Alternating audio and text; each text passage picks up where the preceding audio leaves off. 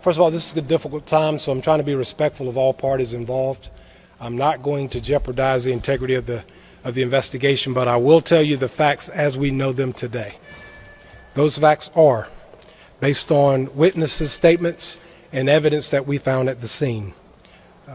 Yesterday, September 20th, at about 4 o'clock, we had officers from our Metro Division Crime Reduction Unit searching for a suspect who was wanted for outstanding warrants. This occurred at the Village at College Downs Apartments. Our officers observed a subject, Mr. Keith Lamont Scott, inside a vehicle at the apartment complex. He exited the vehicle armed with a handgun. The officers observed him get back into that vehicle, at which time they approached the vehicle to engage this subject. The officers gave loud, clear, verbal commands, which were also heard by many of the witnesses. They were instructing the subject, once he got out of the vehicle, to drop the weapon. In spite of the verbal commands, Mr. Scott, as I said, exited his vehicle armed with a handgun as the officers continued to yell at him to drop it. He stepped out, posing a threat to the officers, and Officer Brentley Vinson subsequently fired his weapon, striking the subject. The officers immediately requested medic and began performing CPR.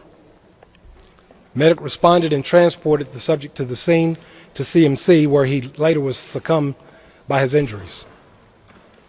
Our detectives, through their investigation, recovered the firearm that the subject was holding in his hand when he got out of the vehicle.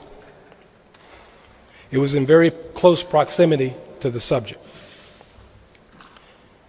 As per our departmental protocol, Officer Vinson is being placed on administrative leave as we investigate this. As you know, there's a criminal track and a parallel investigative internal track to make sure none of our policies were violated, along with none of our laws in the state of North Carolina being violated as per the criminal investigation.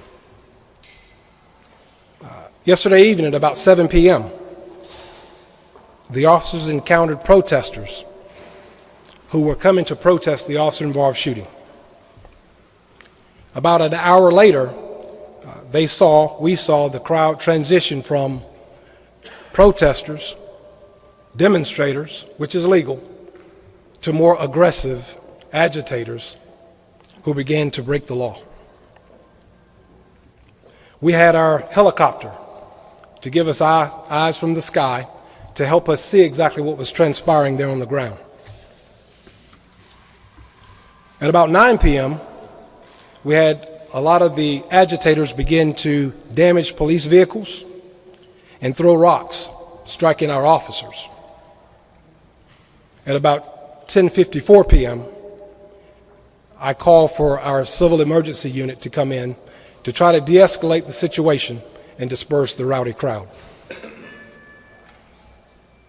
Later on in the evening, early this morning actually, about 1:45 this morning, an additional group of protesters and agitators gathered. They made their way down to Interstate I-85, and they blocked both lanes, northbound and southbound. They broke into the back of a tractor trailer and started setting items on fire. We gave multiple orders for dispersal to the crowd. When they were unheeded, we deployed gas to disperse the crowd. Despite our constant direction to gain compliance and de-escalate, the demonstrators pushed through the police line. We did manage to arrest one person so far, but as I said, this investigation is ongoing. As of right now, we have 16 officers who've been injured.